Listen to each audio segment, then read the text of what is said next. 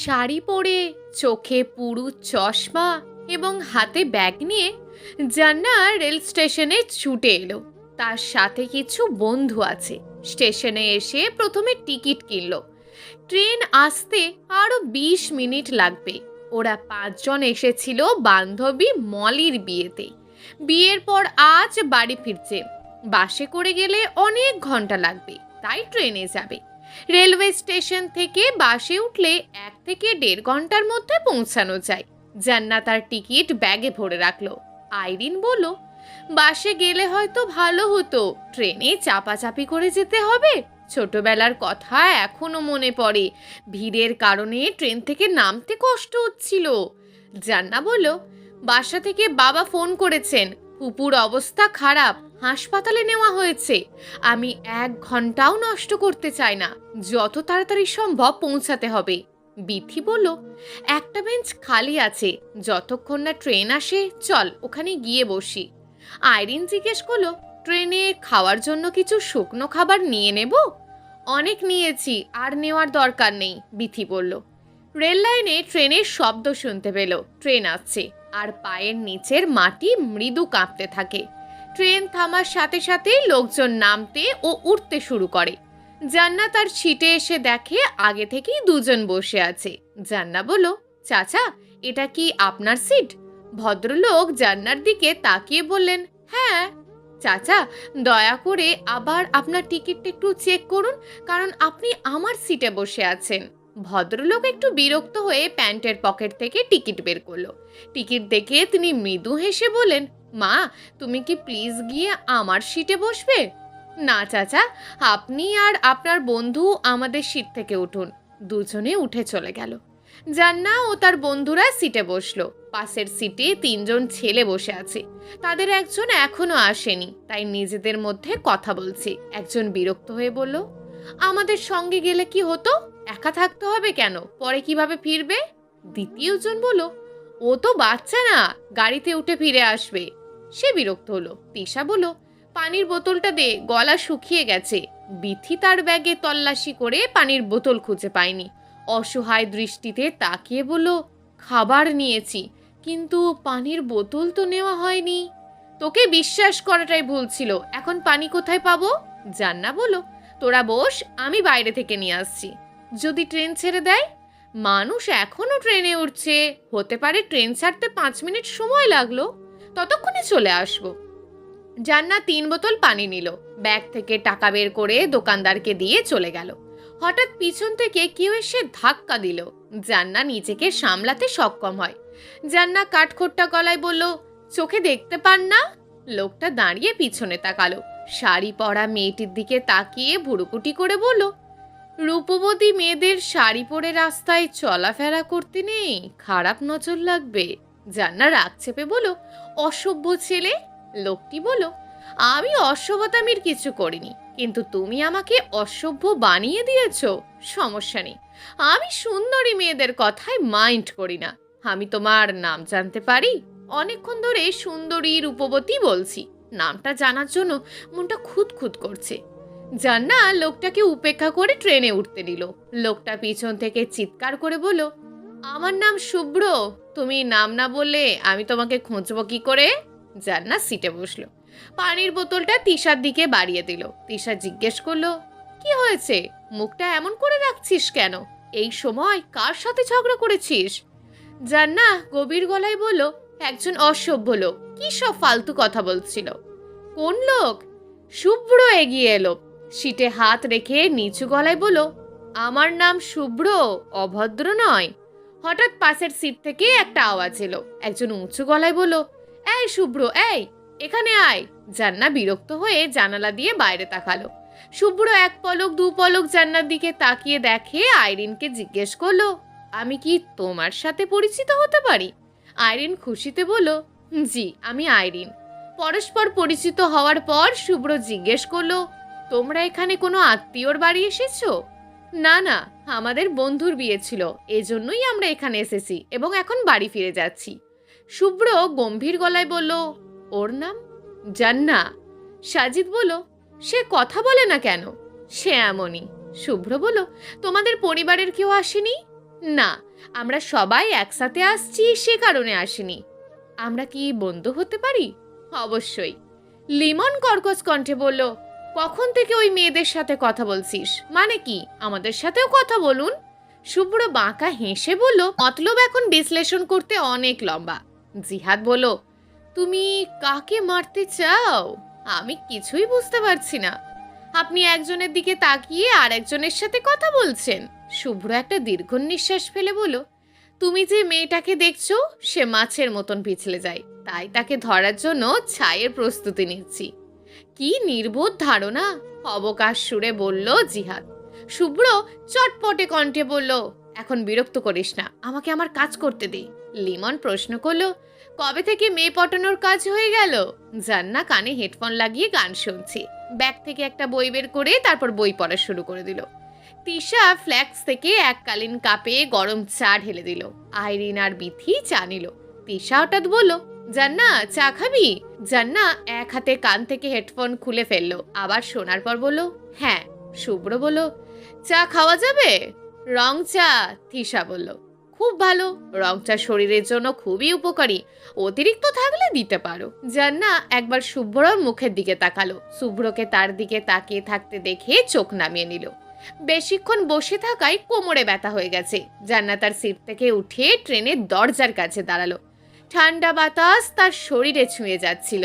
রাস্তার পাশে সব ধরনের গাছ, প্রবল বাতাস বইছে। ছোট্ট ছোট্ট গাছগুলো দুলছে, যেন ভেঙে পড়বে।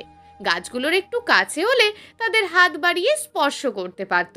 কয়েকটা পাখি আকাশে উড়তে ব্যস্ত। সকলের মিষ্টি সূর্য গাছের ফাঁক গলে জান্নার মুখে আছড়ে পড়ছে। হঠাৎ কেউ একজন খুব মৃদু স্বরে বলল, ভয় লাগছে না? জান্না ঘুরে দাঁড়ালো। শুভ্রকে দেখে বলল, ভয় করবে কেন? শুভ্র বাঁকা হেসে বলল, যদি ফেলে দিই। জান্না মৃদু হাসলো, দু হাত গুটিয়ে বলল, যারা বাঁচতে চায় তারাই মৃত্যুকে ভয় পায়। তুমি বাঁচতে চাও না? না। চোখে মুখে রোদ পড়ল শুভ্রর, আর মোড়া ভেঙে বাহিরের পরিবেশে চোখ বোলাসে। তারপর গম্ভীর কণ্ঠে শুধালো, কারণ? কারণটা আমার ব্যক্তিগত, আপনাকে বলার প্রয়োজন দেখছি না। কিন্তু আমি যে শুনতে চাই, তুমি কি প্রয়োজন ছাড়া কিছুই করো না? জান্নাত তার মেরুদণ্ড শক্ত করে বলল, না। তাহলে তো তুমি খুব স্বার্থপর। যারা নিজেকে ছাড়া কিছুই ভাবে না তারা স্বার্থপর। স্বার্থপরতাই ভালো। যেখানে আমি ছাড়া কেউ নেই সেখানে আঘাতের কোনো সম্ভাবনাও নেই। 4 ঘন্টার যাত্রা শেষ হলো। তারা রেল স্টেশনে নেমে কিছুক্ষণ হেঁটে তারপর বাসে ওঠে। জান্নাত ফুপুকে দেখতে সরাসরি হাসপাতালে আসে। বাড়ির সবাই এ সময় হাসপাতালে উপস্থিত। জান্নাকে দেখে এগিয়ে আসে মাহি। 2 হাতে জড়িয়ে ধরে বলল, আপু, মায়ের অবস্থা খুব খারাপ। মা আইসিইউতে, বারবার ভাইয়ার নাম ধরে ডাকছে। এই আপু, ভাইয়াকে কোথায় পাবো? ভাই কোথায় আছে তুমি জানো? জান্নাত জোরে নিঃশ্বাস ফেলল। মাহি তার পিঠে চাপড় মেরে বলল, ওপরওয়ালার কাছে প্রার্থনা কর, তিনি সব কিছুর মালিক। একবার একজনই আইসিইউতে যাওয়া যায়। জান্নাত তার ফুপুকে দেখতে নার্সের সাথে যায়। জান্নাত তার ফুপুর পাশে কিছুক্ষণ বসে তারপর বাবার সাথে বাড়ি চলে গেল। রাতে আবার মাহির সঙ্গে হাসপাতালে থাকবে সে। বিকেলটুকু বিশ্রাম করে সন্ধ্যায় হাসপাতালের উদ্দেশ্যে বেরিয়ে পড়বে। তার মা জেসমিন নাহার রান্না করছে, যারা হাসপাতালে থাকবে তাদের জন্য খাবার নিতে হবে। রাত 11টা বাজে। ফোনটা 2 বার বেজে ওঠাতেই আইরিন রিসিভ করলো। অপরিচিত নাম্বার। সালাম দিয়ে জিজ্ঞেস করলো, কে বলছেন? আমি শুভ্র। ও, আপনি কেমন আছেন? আমি ভালো নেই, তুমি কেমন আছো? আমি ভালো আছি। আপনি ভালো নেই কেন? কারণ তোমার বান্ধবী আমার মনের শান্তি ও রাতের ঘুম কেড়ে নিয়েছে। আইরিন জোরে হেসে উঠল। তারপর বলল, এখন আমি কি করতে পারি? ওর নাম্বার দাও, একটু জ্বালাবো। আইরিন মুচকি হেসে বলল, দাঁড়ান, দিচ্ছি। একটু থেমে গেল। তারপর বলল, আচ্ছা লিখুন। হাসপাতালে 2 জনের বেশি রোগীর আত্মীয় থাকা যাবে না। মাহি ও জান্না হাসপাতালে থাকবে এবং বাকিরা বাসায় চলে যাবে। জান্নার বাবা আর ফুপা বাইরে বসার জায়গাতে বসে আছে। তারা মেয়ে দুটোকে একা রেখে যেতে পারবে না। যদি কিছুর প্রয়োজন হয়। মাহি বলল, হাসপাতালে থাকার ব্যবস্থা নেই, এখানে থাকলে তোমার কষ্ট হবে। জান্না হঠাৎ মাহির মাথায় হাত রেখে বলল, তুই অনেক বড় হয়ে গেছিস তাই না? আর তোকে কে বলেছে আমার কষ্ট হবে? গতকাল থেকে হাসপাতালে আছিস, তোর কষ্ট হয় না? থমকে গেল মাহি। তারপর বলল, আমি কি তোমাকে কিছু জিজ্ঞেস করতে পারি? হ্যাঁ, কর। তোমার কি ভাইয়ের সাথে কথা হয় না? গলা শুকিয়ে গেছে যেন। শুকনো ঢোক গিলল জান্না। না, বিয়ের রাতে যে চিঠি লিখে চলে গিয়েছিল তারপর আর খোঁজ নেই। তোমার কি ভাইয়ের জন্য কষ্ট হয় আপু? যখন মনে ক্ষত অনুভূত হয়, কোনো ওষুধই তা সারাতে পারে না। আর আপনজনদের দেওয়া কষ্ট, তখন কষ্ট মনে হয় না। আমি জানি না নিলয় ভাই বিয়ের রাতে কেন পালিয়ে গেল, তবে আমার বিশ্বাস নিলয় ভাই একদিন ফিরে আসবেন। সেই দিনের অপেক্ষাতেই আমি আছি। আমার ভালোবাসা চলে গেছে, তাই বলে কি আমি তাকে ভুলে যাব? হুম, সারা জীবন মনে রাখবো। জান্নার চোখের পাতা ভিজে গেল। আলতো করে চোখের জল মুছে দিল মাহি। তারপর নিচু গলায় বলল, তুমি আর ভাইয়ার যেদিন গায়ে হলুদ হচ্ছিল, ভাইয়া সেদিন খুব খুশি ছিলেন। বরযাত্রী যাওয়ার সময় বর হঠাৎ উধাও হয়ে যায়। অবশেষে তুমি ভাইয়ের রুম থেকে একটি চিঠি পেলে। কি ছিল সেই চিঠিতে আপু? তুমি সেটা কাউকে দেখাওনি। জান্না উঠে দাঁড়ালো, বারান্দার দিকে এগিয়ে গেল। এখানে দুটি বিশাল নারকেল গাছ আছে। একটিতে হাত বাড়ালেই ছোঁয়া যায়, অন্যটি এত বড় যে নাগালের বাইরে। জান্নাকে অনুসরণ করে এই দিকটাই এলো মাহি। বলল, আপু, তোমার ফোন বাজছে। জান্না ফোন নিল। অপরিচিত নাম্বার রিসিভ করলো না। সে 3বার কল দিল, তারপর জান্না রিসিভ করলো। ফোনের ওপাশ থেকে নরম গলায় বলল, কেমন আছো? জান্না ভ্রুকুটি করল। আপনি নাম্বার পেলেন কোথায়? শুভ্র জোরে হেসে উঠল। তার হাসির শব্দে ঘরের দেওয়াল কেঁপে উঠল যেন। শুভ্র বলল, কণ্ঠটা মনে আছে? আমি সহজে কিছু ভুলি না। নাম্বার কোথায় পেলেন? শুভ্র বিছানায় হেলান দিয়েছিল। কথা বলতে বলতে বিছানায় শুয়ে পড়ে। মুখের কোণে বিরল হাসি দিয়ে বলল, রাস্তায় পড়ে থাকতে দেখে তুলে নিয়েছি। জান্নার রাগান্বিত কণ্ঠে বলল, মস্করা করছেন? তোমার সাথে মস্করা না করলে আর কার সাথে করব? জান্না ফোন কেটে দিল। শুভ্র ঠোঁট হাসল। তারপর ফোন বুকে নিয়ে ঘুমানোর চেষ্টা করলো। 2 সপ্তাহ পর শুভ্র একটু বেশি উত্ত্যক্ত করছিল জান্নাকে। এজন্য গত সপ্তাহে তাকে ব্লক করে দিয়েছে সে। জান্নার এলাকায় শুভ্রর বন্ধুর ভাই থাকে। শুভ্র তার সাথে যোগাযোগ করে তাকে আইরিনের কাছ থেকে পাওয়া ঠিকানাটি দেয় এবং তাকে সেই ঠিকানায় থাকা ব্যক্তির সম্পর্কে জিজ্ঞেস করতে বলে। বন্ধুর ভাই রাফি 2 দিন সময় নিয়ে সব তথ্য সংগ্রহ করে শুভ্রকে জানায়। সব দিক থেকে ভালো। শুভ্র তার মাকে জান্নার কথা বলে এবং তারপর তাকে বিয়ের প্রস্তাব দিতে বলে। ভালো ছেলে, ভালো চাকরি করে, কোনো বাজে স্বভাব নেই। সে বিয়ের প্রস্তাব দিলে তার বাবা মা অবশ্যই রাজি হবেন। শুভ্রর মা মেহনুবা বেগম একটি ঘটক ঠিক করেন। তারপর বিয়ের প্রস্তাব পাঠালেন। মুজাহিদ আকবর ঘটকের সাথে চা নাস্তা উপভোগ করে আলোচনা করলেন। তিনি ছেলের কথা শুনে বাড়িতে আসতে অনুমতি দেন। বাড়িতে বিবাহযোগ্য মেয়ে থাকলে মানুষ দেখতে আসবে, এটা স্বাভাবিক। এটা কোনোভাবে মেনে নিতে পারছে না জান্না। জান্না এবং তার ফুপুর বাড়ির সামনে একটি বড় উঠান রয়েছে। দুটি বাড়ির মুখোমুখি। সকাল থেকে জান্না ফুপুর বাড়িতে। দেখতে আসার ব্যাপারে তার বিদ্রোহ প্রবল। সে আজ বাড়িই যাবে না। আফরিন খাতুন তার ভাইজিকে বুঝিয়ে বলেও সে বোঝাতে সক্ষম হননি। আফরিন খাতুনের হাত পা বাঁধা। তার ছেলে পালিয়ে গেছে। তিনি চাইলেও এখন কিচ্ছু করতে পারবেন না। 1 বছর হয়ে গেল। আর কত মেয়েটা অপেক্ষা করবে? তার বয়স থেমে নেই। বয়সের সঙ্গে সঙ্গে ভালো জীবনসঙ্গীও দরকার। দুপুর 1টার দিকে শুভ্র তার বাবা মাকে নিয়ে আসে। ছেলেটিকে দেখে সবারই ভালো লাগে। জেসমিন নাহার মেয়েকে বুঝিয়ে বাবার প্রতি শ্রদ্ধার নিদর্শন হিসাবে ছেলের পাশে বসিয়ে দেয়। শুভ্রকে চোখের সামনে দেখে চমকে ওঠে জান্না। মেহনুবা বেগম মৃদু গলায় বললেন, মেয়ে ভারী মিষ্টি, আমাদের পছন্দ হয়েছে। আমরা তার হাতে আংটি পরাতে চাই। মুজাহিদ আকবর হালকা হাসি দিয়ে মেয়েটির দিকে তাকিয়ে আছে। জান্না হঠাৎ বলে উঠল, ছেলে আমার পছন্দ না। জান্না হঠাৎ মেহনুবা বেগমের চোখের দিকে তাকিয়ে বলল, আমার একবার বিয়ে ভেঙে গেছে। বিয়ে করবে না বলে বরযাত্রী আসার আগেই বর পালিয়ে যায়।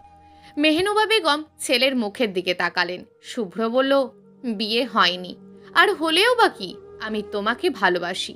তোমার 3-4 বার বিয়ে হলেও শেষ বিয়েটা আমিই করব। আমি অন্য কাউকে ভালোবাসি, জান্না বলল। মেহনুবা বেগম ও তার স্বামী অপমানিত বোধ করেন। দুজন মিলে ছেলেকে নিয়ে ঘর ছেড়েছেন।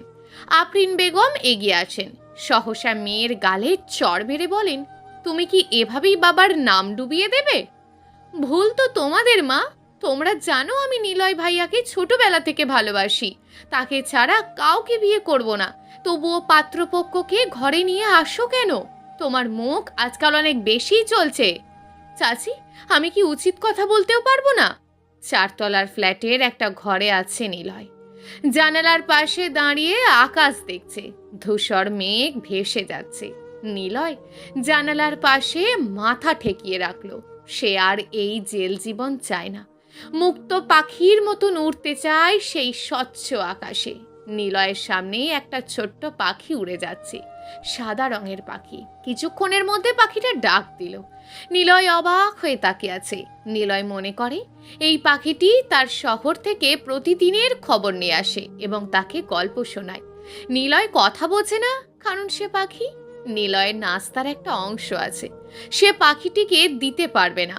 জানালা দিয়ে খাবার দিলে তা মাটিতে পড়ে যায় এবং এই পাখিটি মাটি থেকে খাবার তুলে খায় না। নিলয় এভাবে কয়েকবার খাবার দিয়েছে, সে খায়নি। তবুও প্রতিদিনই তার কাছে পাখিটি আসে, এমনি খোঁজ নিতে আসে। কিছুক্ষণ পর ডাক্তার এলেন। নিলয়ের চেক আপ শেষ করে হঠাৎ গম্ভীর গলায় তার ফাইলগুলো দেখতে চাইলেন। ডাক্তারের মুখমণ্ডল দেখতে সুন্দর, কিন্তু সে খুব কঠোর এবং তার শরীর খুব ফ্যাকাশে সাদা। নিলয় এত সাদা মানুষ পছন্দ করে না। হঠাৎ তার মনে জান্নার কথা উঁকি দিল। নিলয় জান্নার মুখটা মনে করতে পারল না, অনেক দিন হলো দেখে না। কিন্তু জান্না মায়াবতী, তার প্রতিটা কথায় এত মায়া ছিল যে বুকের দাগ কেটে যেত। ডাক্তার ইংরেজিতে বললেন, মিস্টার নিলয় আরহাম, তুমি কি বাঁচতে চাও না? তোমার নতুন রিপোর্টগুলো তো পুরনো রিপোর্টের চেয়েও খারাপ দেখছি। এভাবে চলতে থাকলে কিভাবে সুস্থ থাকবে? নিজের যত্ন নাও, তোমাকে তাড়াতাড়ি সুস্থ হয়ে বাড়ি ফিরতে হবে। নিলয় বাঁকা হেসে বলল, বাড়ি ফেরার তাড়া নেই আমার। আমার জন্য কেউ অপেক্ষা করছে না। ডাক্তারি পড়া শেষ করে 1 বছর ইন্টার্নশিপ করছে জান্না। তারপর বাইরে যাওয়ার পরিকল্পনা আছে। জান্না তার রাগের কারণে আইরিনের সাথে সমস্ত যোগাযোগ বন্ধ করে দেয়। আইরিন অনেকবার সরি বলেও তার রাগ কমেনি। বন্ধু হয়ে সে এমন কাজ কিভাবে করতে পারে? এমন নয় যে সে কিছুই জানে না, সব জেনে শুনে এমন অবিচার সে করেছে। জান্না আর নিলয় সমবয়সী। তারা ছোটবেলায় সারাক্ষণ একসঙ্গে খেলতো। তারা বেশিরভাগ সময় একসাথেই থাকতো। তারপর নিলয় তার মাস্টার্স করতে ইউরোপে চলে যায়। ফেরার 1 মাসের মধ্যে বিয়ের ব্যবস্থা করে এবং তারপর বিয়ের দিন সব কিছু ছেড়ে চলে যায়। ওদের সব জানা আছে, তবুও অন্য ছেলেকে কেন তার বাড়ির ঠিকানা দেবে?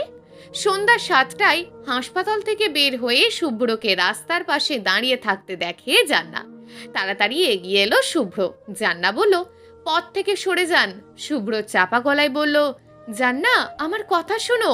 মানুষের জীবনে অনেক দুর্ঘটনা ঘটে, তাই বলে কি তাদের জীবন থেমে গেছে? তুমি নিজেকে ছোট মনে করছো, এভাবে তুমি এগোতে পারছো না। দয়া করে আমাকে একটা সুযোগ দাও। জান্না তার চোয়াল শক্ত করে বলল, আমার পথ থেকে সরুন। জান্না, আমি তোমাকে ভালোবাসি, বোঝার চেষ্টা করো। আপনি কেন বুঝছেন না? আমি আপনাকে ভালোবাসি না। জোর করে সবকিছু পেরেও কারোর হৃদয়ে ভালোবাসার স্থান পাওয়া যায় না, জোরে বলল জান্না। তারপর পাশ কাটিয়ে চলে গেল। শুভ্র এর আগে তার সাথে যোগাযোগ করার জন্য 2টি সিম দিয়ে কল করে। জান্না তার কণ্ঠ শুনেই কল কেটে দেয়। তারপর ব্লক লিস্টের কোনায় নাম্বারটি অবহেলায় পড়ে থাকে। জান্না রুমে এলো। উত্তরের দেওয়ালে একটা বড় ফ্রেমে নিলয়ের একটা ছবি টাঙানো। ধূসর কালো টি শার্ট পরা, হাতে সানগ্লাস নিয়ে দাঁড়িয়ে আছে নিলয়। জান্না স্থির পায়ে এগিয়ে গেল। ছবিটা স্পর্শ করতেই জেসমিন নাহার ঘরে ঢুকে গেল। সে গম্ভীর গলায় বললেন, তোমার বাবা 2 দিনের জন্য শহরের বাইরে যাচ্ছেন আর আমাকে তার সাথে যেতে বলেছেন। তুমি একা বাড়িতে থাকতে পারবে? জান্না তাকালো না, বলল, আমি পারবো। জান্নার ছোটবেলার কথা মনে পড়ে গেল। সেদিন ছিল আষাঢ় মাস। সকালটা শুরু বৃষ্টি দিয়ে, মেঘের গুঞ্জন আর চারিদিকে শীতল আবহাওয়া দিয়ে। বৃষ্টিতে ভিজে নিলয় ওদের বাড়ির পিছনের দিকে এসে নিচু স্বরে জান্নাকে ডাকলো। জান্না বাড়ি থেকে বেরিয়ে আসে এবং তারা দুজনে বৃষ্টিতে ভিজে গ্রামের এক মালির বাগান থেকে ফল চুরি করে। লোকটি তাদের দেখে মুজাহিদ আকবরকে খবর দেন। তিনি রাগান্বিত হয়ে মেয়েটিকে শায়েস্তা করতে চান। তারপর হঠাৎ নিলয় জান্নার সামনে এসে দাঁড়ায়, মাথা নিচু করে বলল, মামা, ওর কোনো দোষ নেই, আমার সব দোষ, আমিই জান্নাকে নিয়ে গেছি। মুজাহিদ আকবর নিলয়কে চুরির জন্য বকাঝকা করে। এরপর তার মা নিলয়কে মারধর করে। নিলয় বিষণ্ণ মেজাজে দিঘির ঘাটে বসেছিল। দুপুর থেকে সে কিচ্ছু খায়নি। জান্নাহ বাসা থেকে খাবার নিয়ে এসেছে। নিলয় বলল সে খাবে না। জান্নাহ ম্লান মুখ করে বলল, নিলয় ভাই, আমি তোমাকে চুরি করতে বলেছিলাম, তাহলে শুধু শুধু নিজের ঘাড়ে দোষ নিলে কেন? আমি যদি দোষ না নিতাম চাচা তোকে খুব মারতেন। ফুফু তো তোমাকে মেরেছে, তোমার কষ্ট হচ্ছে না? ছেলেদের কষ্ট হয় না বুঝলি, তোমার এখন কষ্ট হচ্ছে না? একটু হচ্ছে। খাবারটা খাও, আর দাদি তোমার জন্য ওষুধ দিয়েছে। তুই খেয়েছিস? না। আমার সামনে আয়, বস, আমি তোকে খাইয়ে দিচ্ছি। জান্নাহ বিছানায় বসলো। তারপর আস্তে করে ওর চোখের জল মুছে নিল। তখন তারা ছোট, বয়স এই 10 কি 11 হবে। তখন প্রেম করার বয়স না হলেও ভাই বোনের সম্পর্ক ছিল মধুর। জান্নাহ মাঝে মাঝে স্বপ্ন দেখে, তার কাছে এই স্বপ্নের কোনো ব্যাখ্যা নেই। সে যথারীতি ঘুমাতে যায়। তারপর ঘুম গভীর হওয়ার সাথে সাথে সে ধীরে ধীরে স্বপ্ন দেখতে শুরু করে। অন্ধকার কেটে গেছে এবং আলো ধীরে ধীরে চারিদিকে ছড়িয়ে পড়ছে। জান্নাহ তখনও বিছানায় শুয়ে কাঁদছিল। তার ব্যান্ডেজ বাঁধা হাত থেকে প্রচুর রক্তক্ষরণ হচ্ছিল। তাকে ঘিরে দাঁড়িয়ে আছে বাবা মা ও স্বজনরা। জান্নাহ চোখ খুলে সকলের মাঝে নিলয়কে খুঁজল, সে নেই। জান্নাহ সকলের কাছে জিজ্ঞেস করে, নিলয় ভাইয়া কোথায়? কেউ বলতে পারে না। জান্নাহ বিছানা থেকে নামে, বাড়ি থেকে বেরিয়ে পড়ে, রাস্তায় ছুটতে শুরু করে। একসময় লক্ষ্য করে সে পাহাড়ি রাস্তায় দৌড়াচ্ছে। তারপর দেখে নিলয় সবচেয়ে উঁচু পাহাড়ে উঠে দাঁড়িয়ে আছে। জান্নাহ তখন সর্বোচ্চ দিয়ে চিৎকার করে বলে, নিলয় ভাইয়া, আর যেও না, তুমি পড়ে যাবে। নিলয় পিছন ফিরে জান্নাহকে দেখে, তারপর হঠাৎ পাহাড় থেকে পড়ে যায়। জান্নাহ চিৎকার করে ওঠে। স্বপ্নটা ভেঙে গেলে তার সারা শরীর কাঁপে। তারপর কিছুক্ষণ মাথা ঘোরে। নিলয় ইউরোপে যাওয়ার পর তারা প্রতিদিন ফোনে কথা বলতো। জান্নাহ প্রথমবার নিলয়কে বলেছিল সে তাকে ভালোবাসে, কারণ নিলয় সবার মতন মুখ ফুটে সবকিছু বলতে পারে না, বুক ফাটলেও মুখ ফোটে না। 2 বছর পর দেশে এসে পারিবারিকভাবে শুরু হয় বিয়ের আয়োজন। বাড়ির সবাই খুব খুশি। গ্রামের অনেকেই গায়ে হলুদে এসে মজা করে। বিয়ের দিন নিলয় কাউকে কিছু না বলে শুধু চিঠি লিখে চলে গেল। খাদিজা খাতুন বিষয়টি মেনে নিতে না পেরে 1 মাস শোকে বৃদ্ধের মৃত্যু হয়। নিলয়ের কোনো হদিশ পাওয়া গেল না। সে জানলই না তার নানি আর পৃথিবীতে নেই। জান্নাহ তার বিয়ের দিনের কথা ভাবলো। সেদিনও খুব ভোরে উঠেছিল। বলা বাহুল্য সে রাতে তার ভালো ঘুম হয়নি। বারান্দায় দাঁড়িয়ে নিলয়কে বারবার দেখার চেষ্টা করলো তার ঘরে কি হচ্ছে। সারাটা দিন এভাবেই কেটে গেল। সন্ধ্যায় কোণে সেজে জান্নাহ বসে রয়। কিছুক্ষণ পর জান্নাহ বাহিরে এলো। সবার মুখ দেখে তার হৃদয় কেঁপে উঠল। আফরিন বেগম এগিয়ে আসেন, জান্নাহকে জড়িয়ে ধরে বললেন, মা রে, নিলয়কে কোথাও খুঁজে পাচ্ছি না। জান্নাহ অবিশ্বাসের চোখে তাকালো। তারপর ছুটে এলো ফুপুর বাড়ির কাঙ্ক্ষিত সেই ঘরে। কিছুক্ষণ এদিক ওদিক তাকিয়ে দেখে একটা কাগজ একটা বইয়ের নিচে চাপা পড়ে আছে। জান্নাহ কাগজটা নিল, ভাঁজ খুলে একবার পড়ল, তারপর বারবার পড়ল, জান্নাহ, আমি তোকে বিয়ে করতে পারবো না, তোর মনের মতন কাউকে খুঁজে নিস। ইন্টার্নশিপের 1 বছর শেষ। আজ ইউরোপে যাবে জান্নাহ। ওর বন্ধু ওখানে একটা হাসপাতালে কাজ করছে, ওখানেই আগে চেষ্টা করবে। তারপর আর একটা চিন্তা, জান্নার পরিবার অনেকেই বিমানবন্দরে আসছেন। শুভ্র নিজেও এলো। শুভ্রর দিকে তাকালো জান্নাহ। শুভ্র একটা হাসি দিল। জান্নাহ সবাইকে বিদায় জানিয়ে ইমিগ্রেশনের ভিতরে চলে যায়। ফ্লাইটে কোনো সমস্যা হয়নি। বিমানবন্দরে পৌঁছে জান্নাহ তার বন্ধু আদনানকে দেখলো। সেই প্রথমে তাকে নিয়ে তার বাড়িতে যায়। আদনান তার স্ত্রী ও ছেলেকে নিয়ে শহরের একটি বাড়ির নিচতলাটা ভাড়ায় থাকে। তার স্ত্রী জান্নাহকে দেখে খুব খুশি হয়। তাদের নিচতলার 2টি রুম খালি। জান্নাহ সেখানে একটিতে থাকবে। কোনো সমস্যা হবে না। নতুন শহরে প্রথম কয়েক মাস পরিচিতদের সাথে থাকাই ভালো। এভাবে 1 মাস কেটে গেল। জান্নাত তার হাসপাতালের জীবনে নিয়মিত হয়ে গেল। এখানকার নিয়মকানুন দেশের নিয়মকানুনের থেকে আলাদা, তাই সবকিছু সামলানোর জন্য তাকে একটু বেগ পেতে হয়। শুভ্রর কাছে জান্নার নাম্বার নেই। বিদেশে যাওয়ার পর জান্নার শুভ্রকে তার ফোন নাম্বার দেয়নি। 2বার চাওয়ার পরও না পেয়ে শুভ্র চাওয়া বন্ধ করে দেয়। জান্নার লিফট থেকে বের হতেই হঠাৎ মেসেঞ্জারে মেসেজের রিংটন বেজে উঠল। জান্না একবার স্ক্রিনে মেসেজটি পড়ে নিল। উত্তর দেওয়ার সময় পায়নি। শুভ্র তারপর আর মেসেজ পাঠায়নি, ফোনটা বিছানার পাশে রেখে দিল। বিকেল 4টের পর হাসপাতাল থেকে বের হয় জান্না। 4টে বাজতে 5 মিনিট বাকি আছে। জান্না চলে যাওয়ার জন্য প্রস্তুত হচ্ছে, তখনই একজন নার্স চেম্বারে ছুটে আসে। জান্না হতভম্ব।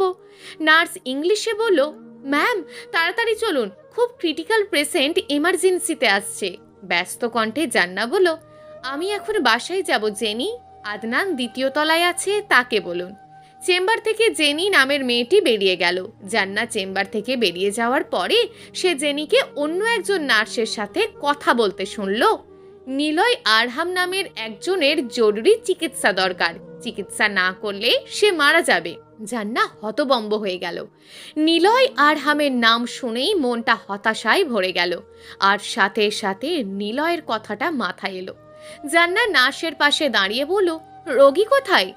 জি, নিলয় আরহাম রোগী এখন কোথায়? এমার্জেন্সি ওয়ার্ডে। আমাকে তোমার সাথে নিয়ে চলো। এমার্জেন্সি ওয়ার্ডে এলো জান্না। আদনান ইতিমধ্যে এখানে এসেছে, হাতে রোগীর ফাইল। জান্নাকে দেখে আদনান ভুরু কুঁচকে ফেলল। পাতলা গলায় জিজ্ঞেস করলো, তোমার না চলে যাওয়ার কথা? রোগী দেখতে এসেছি।